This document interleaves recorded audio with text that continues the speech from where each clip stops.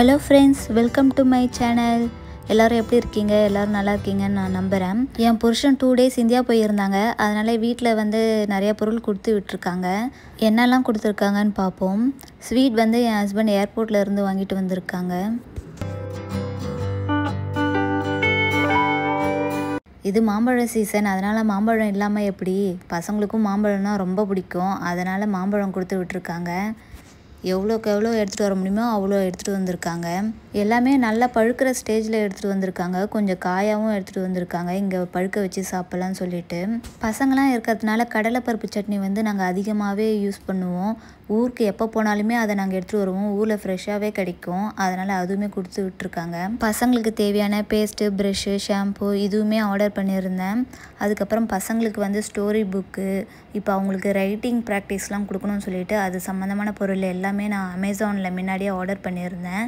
அதுவுமே ஹஸ்பண்ட் வந்து எடுத்துகிட்டு வந்துட்டாங்க.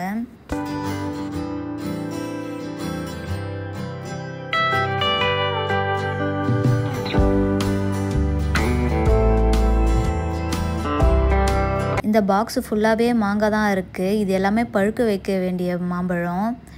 இந்த பாக்ஸுமே டேமேஜ் ஆகிடுச்சு லைட்டாக, அதுதான் கொஞ்சம் கஷ்டமாயிடுச்சு. ஏதோ சேஃபாக நல்லா எடுத்துகிட்டு வந்துட்டாங்க.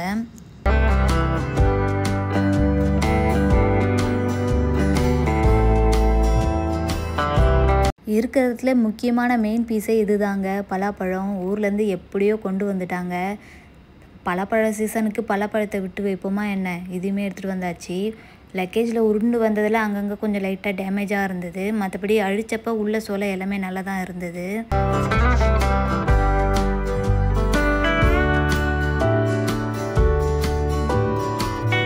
இதில் ஃபுல்லாகவே மளிகை சாமான் தான். வீட்டில் எதெல்லாம் கம்மியாக இருந்துச்சோ அதை எல்லாமே சொல்லியிருந்தேன்.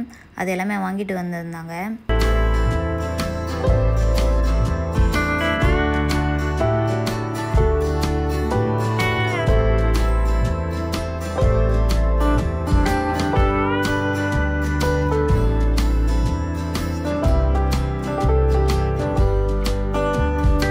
ஊர்லேருந்து எப்போ நாங்கள் மளிகை ஜாமான் வாங்கிட்டு வந்தாலும் எண்ணெய் தான் அதிகமாகவே எடுத்துகிட்டு வருவோம். எவ்வளோக்கு எவ்வளோ வெயிட்டு அது நாங்கள் யூஸ் பண்ணிக்க முடியுமோ அவ்வளோ தூரமும் ஆயிலுக்கு தான் நாங்கள் யூஸ் பண்ணிப்போம்.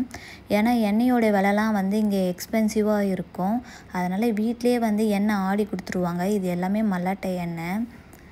எதெல்லாம் விலை அதிகமோ அது எல்லாமே நாங்கள் ஊர்லேருந்தே கொண்டு வந்துடுவேன்.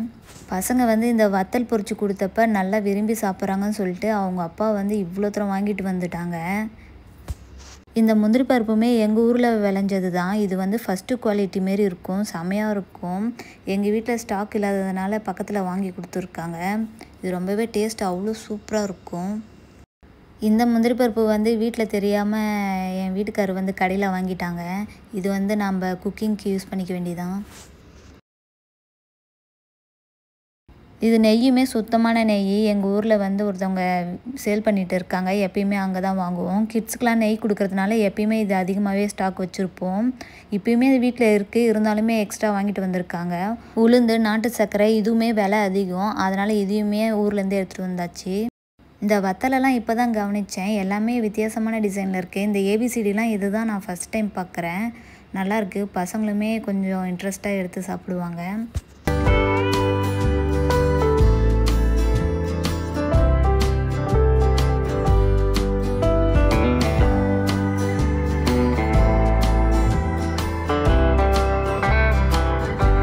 இதெல்லாம் தான் ஊர்லேருந்து வாங்கிட்டு வந்திருக்காங்க.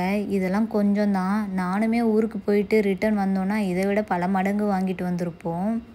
இப்போதைக்கு வீட்டில் எதெல்லாம் கம்மியாக இருக்கோ அதெல்லாம் தான் வாங்கிட்டு வந்திருக்காங்க. ஓகே ஃப்ரெண்ட்ஸ், இந்த வீடியோவை பார்த்து என்ஜாய் பண்ணியிருப்பீங்கன்னு நான் நம்புகிறேன். இந்த வீடியோ உங்களுக்கு பிடிச்சிருந்தால் லைக் பண்ணுங்கள். சப்ஸ்கிரைப் பண்ணாமல் இருந்திருந்தீங்கன்னா சப்ஸ்கிரைப் பண்ணுங்கள். அடுத்த வீடியோவில் பார்ப்போம். டாட்டா, பாய்.